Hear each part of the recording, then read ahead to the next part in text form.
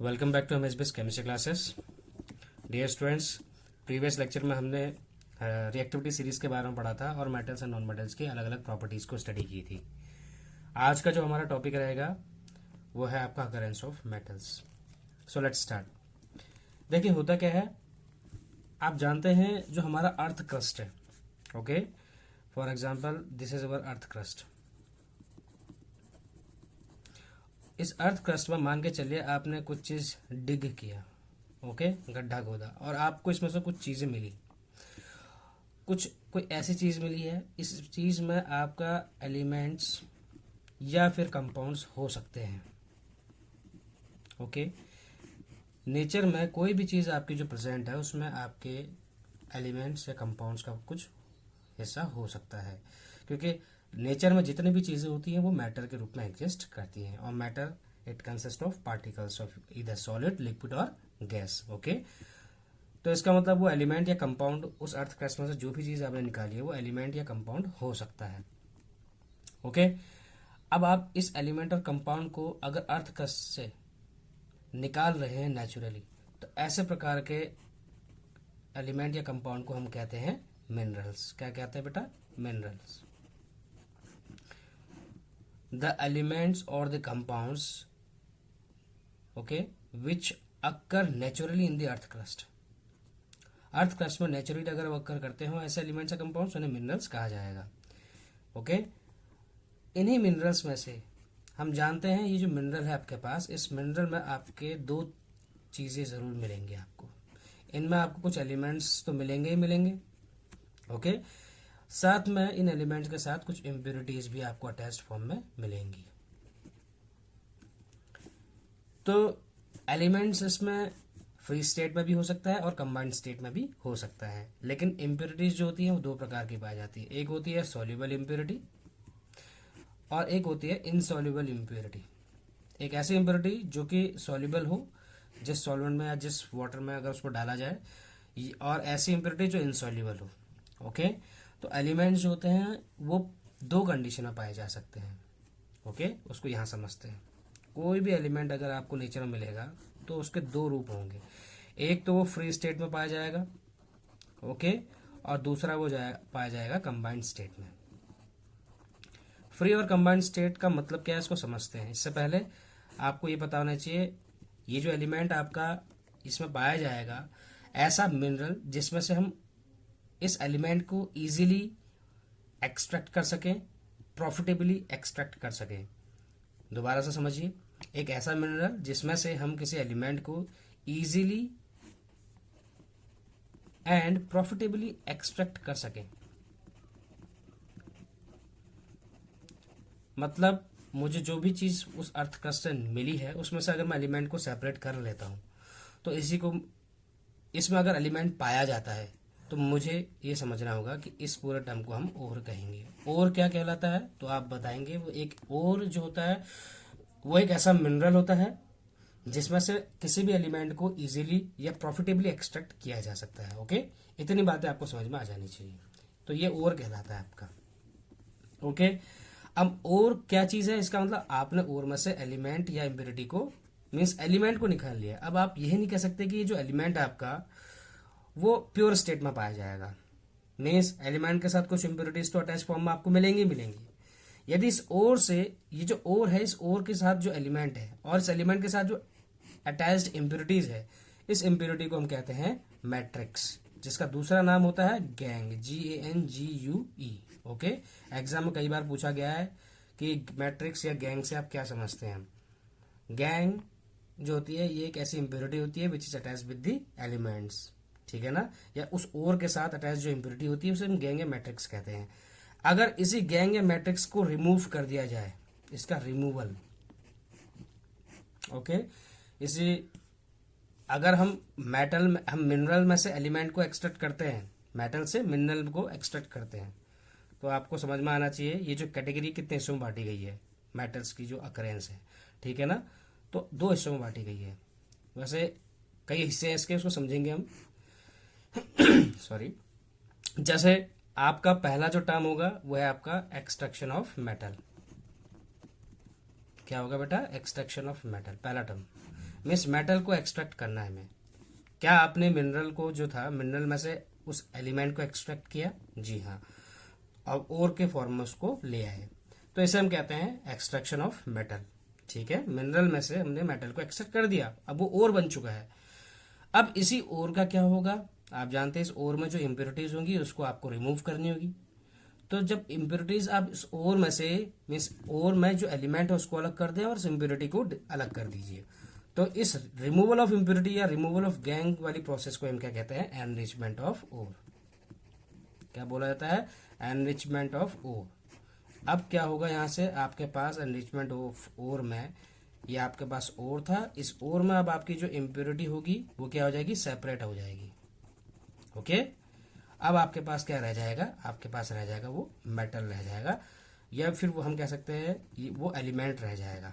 वो एलिमेंट एक भी हो सकता है या एक से ज्यादा एलिमेंट्स हो सकते हैं। जब ये एनरिचमेंट ऑफ ओर हो जाएगा तो इसके बाद हम इसका क्या करते हैं? रिडक्शन प्रोसेस करते हैं। क्या करते हैं? रिडक्शन। ओके, इसी मेटल का आगे चलकर हम तीसरे स्टेप में रिडक्शन पढ़ेंगे। ओके, हमने पहला स्टेप क्या किया? एक्सट्रैक्शन ऑफ मेटल किया। दूसरा स्टेप हमने एनरिचमेंट ऑफ ओर कर दिया। तीसरे स्टेप में हमने क्या किया कि उस मेटल का रिडक्शन कर दिया। मेटल के रिडक्शन के बाद जो आपका चौथा स्टेप होता है वो आता है आपका रिफाइनिंग। क्या कहलाता है? रिफाइनिंग।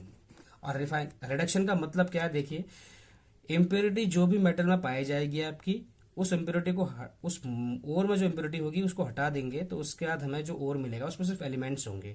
इन एलिमेंट्स का अब आपको क्या करना है?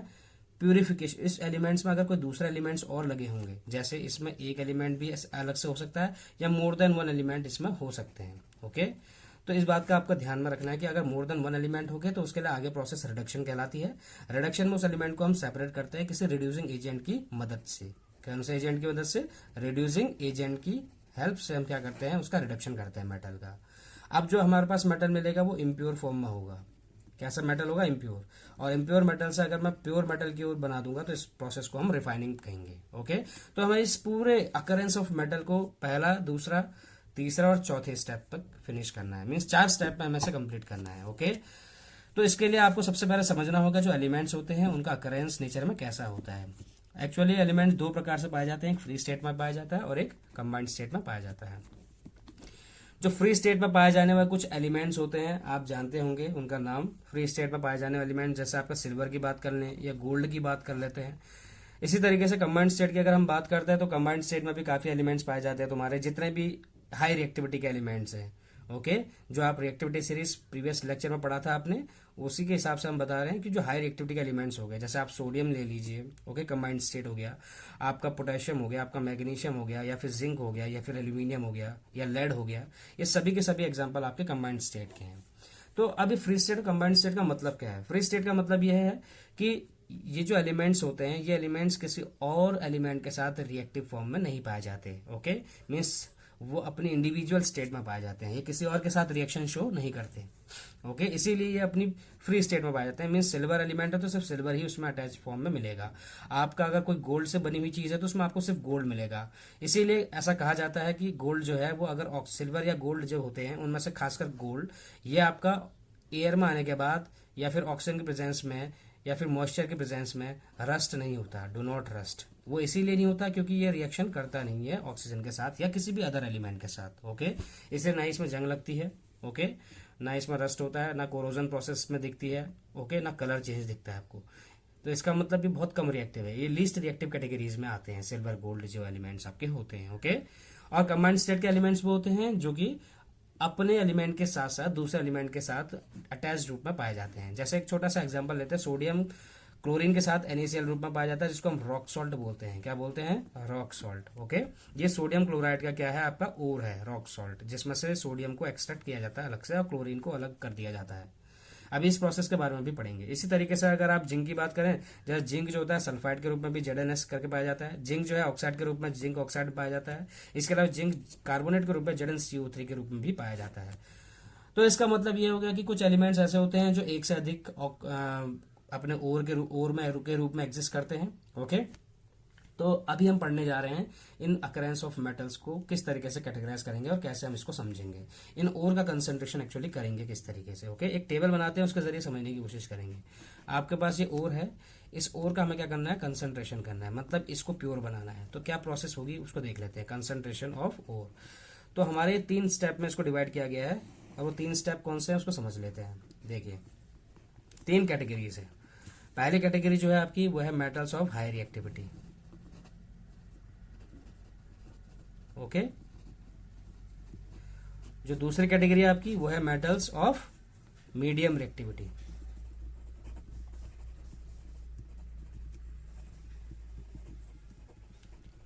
और तीसरी जो कैटेगरी है आपकी, मीन्स तीसरा जो टाइप है आपका, वो है आपका मेटल्स ऑफ लो रिएक्टिविटी।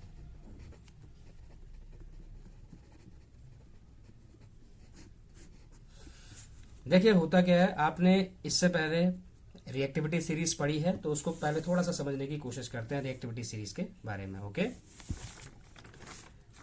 देखिए आप सभी को रिएक्टिविटी सीरीज याद है, मैं ये समझता हूं, तो थोड़ा रिएक्टिविटी सीरीज के बारे में भी देख लेते हैं, उसके बाद हम दोबारा से उसके बारे में पढ़ेंगे, कंसंट्रेशन ऑफ ओर के बारे में। रिएक्टिविटी सीरीज देखिए, पोटेशियम सबसे ऊपर category, then sodium, okay, calcium, magnesium, aluminium, okay, क्या होता है, जिंक, आयरन, उसका क्या आता है, लेड, ओके, लेड के बाद कॉपर आता है, वैसे बीच में मरकरी भी आता है। ओके, इसके बाद आपका कॉपर हो गया, सिल्वर हो गया मरकरी के बाद, और लास्ट में गोल्ड हो गया आपका। ये कुछ कैटेगरीज हैं एलिमेंट्स की जो रिएक्टिविटी सीरीज में इस तरीके से अरेंज की जाती है। मीन्स रिएक्टिविटी जो होती है ऊपर से नीचे की ओर को जाने में क्या करती है, डिक्रीज करती है। ओके, ये बातें आपको पता होनी चाहिए। इसके अलावा आपको रिएक्टिविटी सीरीज के बेस पर आपको पहले समझना होगा, तब जाके आप कंसंट्रेशन ऑफ ओर आसानी से डील कर सकेंगे। आपके जो पोटेशियम से लेकर एल्यूमिनियम तक के एलिमेंट्स हैं, ये हाई रिएक्टिव एलिमेंट्स में गिने जाते हैं। इनकी रिएक्टिविटी कैसे होती है, हाई रिएक्टिविटी होती है। और जो जिंक से लेके आपके लेड तक होती है, खासकर जिंक से लेके कॉपर तक भी मान लेते हैं इसको। ओके, ये जो होते हैं आपके मीडियम रिएक्टिविटी में काउंट होते हैं। इसी तरीके से आपका जो बाकी एलिमेंट्स रह गए हैं नीचे के, ये आपके होते हैं लो रिएक्टिविटी। 3 हिस्सों में इसको डिवाइड किया गया। जो आपके हाई रिएक्टिविटी वाले एलिमेंट्स होते हैं, इनके 2 रूप में ये पाए जाते हैं। इनके ओर्स 2 प्रकार से पाए जाते हैं, एक होता है आपका ऑक्साइड का ओर होता है, दूसरा आपका क्लोराइड्स के ओर में भी ये पाए जाते हैं। ठीक है ना, ये ओर टाइप है इनका। इसी तरीके से जो मीडियम रिएक्टिविटी एलिमेंट्स होते हैं, इनके ऑक्साइड के रूप भी पाए जाते हैं, इनके कार्बोनेट और भी पाए जाते हैं, और इनके सल्फाइड और भी पाए जाते हैं। इसी तरीके से आपका ये जो लेस रिएक्टिविटी, लो रिएक्टिविटी वाली जो कैटेगरी है, इसमें कुछ एलिमेंट्स ऐसे होते हैं जिनमें सल्फाइड्स और पाए जाते हैं, सभी के नहीं पाए जाते हैं। अब सल्फाइड और भी किस किस के पाए जाते हैं उसको भी समझ लीजिए। सल्फाइड और में आपके जैसे मरकरी आ गया, या फिर आप बोल सकते हैं कॉपर आ गया। ये 2 एग्जाम्पल हम इसमें आसानी से देख सकते हैं। मरकरी आपके HGS फॉर्म में होता है, इसी तरीके से कॉपर आपका Cu2S फॉर्म में एग्जिस्ट करता है। HGS यहाँ पे सिनेबार के रूप में पाया जाता है। ओके, इसे सिनेबार बोला जाता है, इसलिए कॉपर ग्लैंस Cu2S होता है। ठीक है ना, ये चीजें आपको पता होनी चाहिए कि कौन सा एलिमेंट कौन सी रिएक्टिविटी शो करता है, किस प्रकार के ओर दिखाता है। एग्जाम में यहाँ से कई सारे क्वेश्चंस पूछ लिए जाते हैं। ओके, तो अगर हम यहाँ पे एक एग्जाम्पल देखें, तो एग्जाम्पल हम एक क्लोराइड ऑक्साइड ओर का, जैसे सोडियम ऑक्साइड या फिर सोडियम क्लोराइड का एग्जाम्पल ले लेते हैं। ओके ना, इसी तरीके से आपका अगर यहाँ पे देखा जाए तो जिंक का एग्जाम्पल ले लेते हैं। जिंक को ऑक्साइड के रूप में लिखा जा सकता है, जिंक को कार्बोनेट के रूप में भी लिखा सकता है, और जिंक को सल्फाइड के रूप में भी लिखा जा सकता है। और यहाँ पर अगर कॉपर सल्फाइड की बात करें तो ये लिखा ही है आपके सामने, Cu2S हो गया। ओके, ये कॉपर सल्फाइड के रूप में पाया जाता है। तो ये लो रिएक्टिविटी, हाई रिएक्टिविटी और मीडियम रिएक्टिविटी के बेस पर हमने एलिमेंट्स को क्या किया है, डिवाइड किया है। ओके, अब हमें करना क्या है, हमें कुछ ऐसे एलिमेंट्स चाहिए जो इन सारे इस प्रोसेस को क्या कर सके, ऐसे इंस्ट्रूमेंट चाहिए, ऐसे कुछ मेथड्स चाहिए जो आपको इन तीनों कैटेगरी के एलिमेंट्स को क्या कर सके, आसानी से सेपरेट कर सके। तो उसके लिए हमें और आगे की स्टडी करनी पड़ेगी, उसको देखते हैं। हमने पढ़ लिया है अभी कि किस तरीके से ओर का एक्सट्रैक्शन, मेटल का एक्सट्रैक्शन किया जाता है। ओके, फ्री और कंबाइंड स्टेट को स्टडी करने के बाद हमें पता चला है। एक्चुअली होता क्या है, जो मोस्ट ऑफ द मेटल्स होते हैं आपके, मोस्ट मेटल्स वो ऑक्साइड और बनाना ज़्यादा पसंद करते हैं। ऐसा क्यों? ऑक्साइड और बनाना ज़्यादा पसंद करते हैं, लेकिन वो जो होते हैं कार्बन के साथ रिएक्शन कम करते हैं।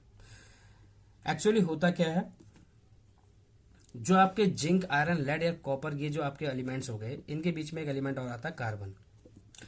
एक्चुअली जो कार्बन होता है वो इन सभी को क्या कर देता है, रिड्यूस कर देता है, लेकिन वो इसको रिड्यूस नहीं कर पाता, इन एलिमेंट्स को, इनको रिड्यूस कर देता है। इसका मतलब कार्बन को हम as a reducing agent use करते हैं।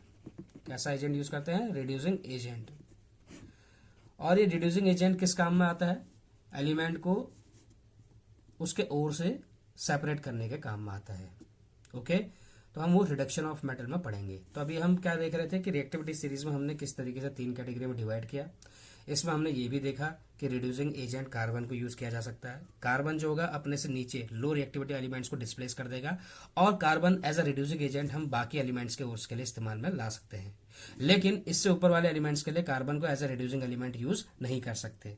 ऐसा इसीलिए क्योंकि कार्बन जो है वो इनके सॉल्यूशंस में या इनके ओर्स में से इन एलिमेंट्स को सेपरेट नहीं कर सकेगा। ऐसा क्यों? क्योंकि कार्बन जो होगा इनसे रिएक्टिविटी में क्या होगा, लेस होगा। मीन्स लेस रिएक्टिविटी होने की वजह से कार्बन जो होगा इन लोगों को रिड्यूस नहीं कर सकेगा। ये इसका रीजन है। ओके, तो आपने यहाँ रिएक्टिविटी की सीरीज समझ ली। उसको सीरीज समझने के बाद अब आपको यहाँ दोबारा से समझना पड़ेगा कि कैसे हम कंसंट्रेशन ऑफ ओर करेंगे। तो सबसे पहले मेटल्स ऑफ हाई रिएक्टिविटी जो होगी, इसमें जो एग्जांपल होगा मीन्स पढ़ेंगे हम लोग, वो होगा आपका NaCl का, जिसको रॉक सॉल्ट बोलते हैं। क्या बोलते हैं बेटा? Rock salt. ये ओर है rock salt, sodium chloride, sodium का। ओके, इसमें से हमें सोडियम अलग करना है और क्लोरीन अलग करना है। तो इस मेथड को यूज करने के लिए हमें क्या करना पड़ेगा? इलेक्ट्रोलिसिस करनी पड़ेगी। इलेक्ट्रोलिसिस ऑफ मोल्टन ओर, मतलब इसका ये हुआ कि आपके पास NaCl जब होगा तो NaCl की मोल्टन जो स्टेट होगी, गलित अवस्था, ओके, बिना किसी सॉल्यूशन बनाए NaCl को इंडिविजुअली लेना है और उसके बाद उसकी इलेक्ट्रोलिसिस प्रोसेस करनी है। और जब हम ये प्रोसेस करते हैं तो उसके बाद हमें जो एलिमेंट मिलता है वो यहाँ पे प्योर मेटल बाहर निकल के आता है। इसका मतलब डायरेक्टली हम इलेक्ट्रोलिसिस मेथड से क्या कर सकते हैं? हाई रिएक्टिविटी ऑफ एलिमेंट्स को प्योर मेटल में कन्वर्ट कर सकते हैं। ओके, ये मेथड सिर्फ हाई रिएक्टिविटी एलिमेंट्स के लिए होता है, इलेक्ट्रोलिसिस ऑफ मोल्टन ओर, जिससे हम डायरेक्टली हम प्योर मेटल को प्राप्त कर सकते हैं। इसमें ना रिडक्शन प्रोसेस की जरूरत पड़ती है ना किसी चीज की। लेकिन मेटल्स ऑफ मीडियम रिएक्टिविटी की जो बात होती है थोड़ी डिफरेंट होती है, क्योंकि इसमें 2 प्रकार के ओर सबसे ज्यादा पाए जाते हैं। जैसे एक होता है आपका कार्बोनेट ओर, ओके, और एक पाया जाता है आपका सल्फाइड ओर। जो कार्बोनेट ओर होता है वो CO3 के रूप में होता है और सल्फाइड ओर H के रूप में होता है।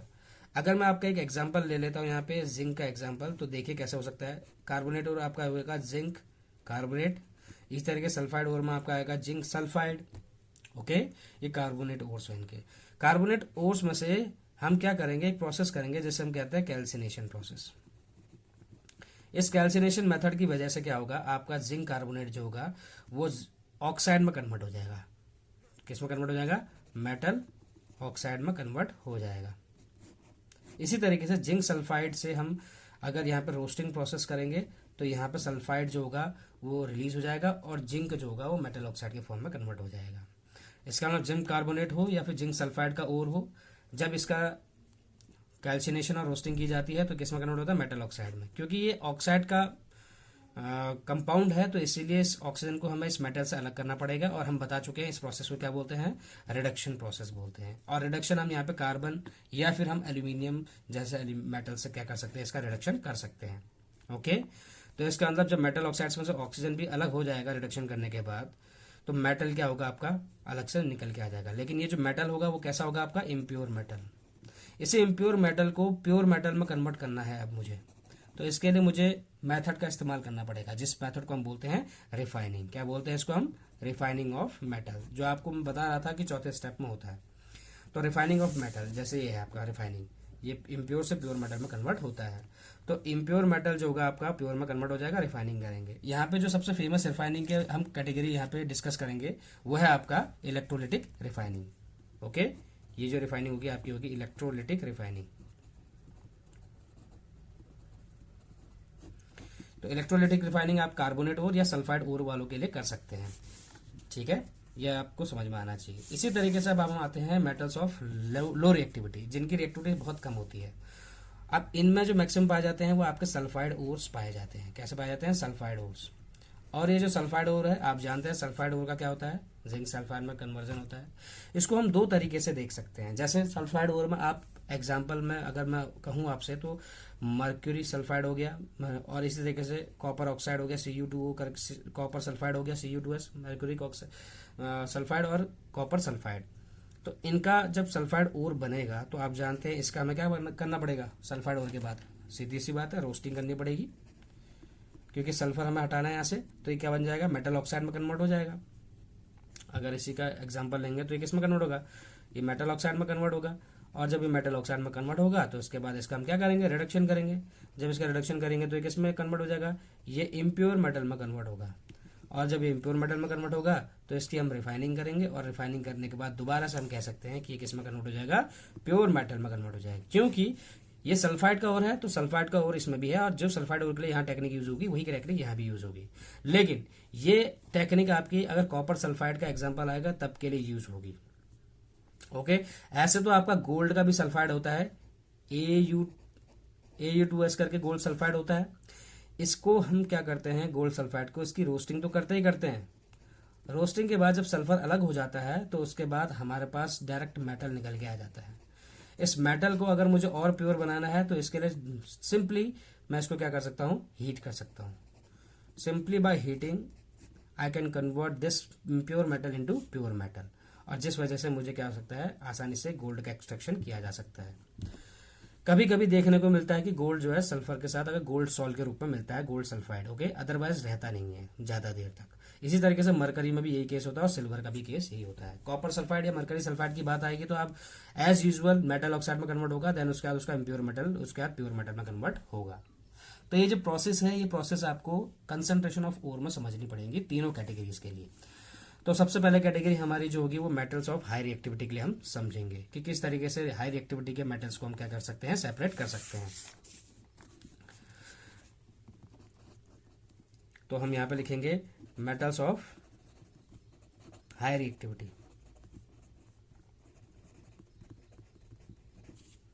देखिए इस केस में होता क्या है? हाई रिएक्टिविटी के केस में एक्चुअली आपके पास कई सारे एलिमेंट्स है हाई रिएक्टिविटी में। आप जानते हैं कौन कौन से हैं? आप जानते हैं सोडियम हो गया, पोटेशियम हो गया, सोडियम हो गया, कैल्शियम हो गया, मैग्नीशियम हो गया, या फिर एल्यूमिनियम हो गया। ये आपके हाई रिएक्टिव एलिमेंट्स कहलाते हैं। ओके, ये जो हाई रिएक्टिव एलिमेंट्स है ये क्या कर सकते हैं? इनका रिडक्शन में किया, do not reduced by carbon. मैंने आपको बताया था रिडक्शन की प्रोसेस में हम कार्बन या एल्यूमिनियम का इस्तेमाल कर सकते हैं as a reducing agent, concentration of ore जहां हम करने शुरू करेंगे। लेकिन क्योंकि हम जानते हैं कार्बन इनके नीचे पाया जाता है तो कार्बन की जो रिएक्टिविटी की वो कैसी हो जाएगी? लेस रिएक्टिव, और ये क्या हो जाएंगे? They are more reactive. और हम जानते हैं कि कभी भी less reactive element more reactive element को उनके सॉल्ट से डिस्प्लेस नहीं कर सकता। फॉर एग्जाम्पल हम यहाँ पे सोडियम क्लोराइड का पढ़ेंगे, NaCl।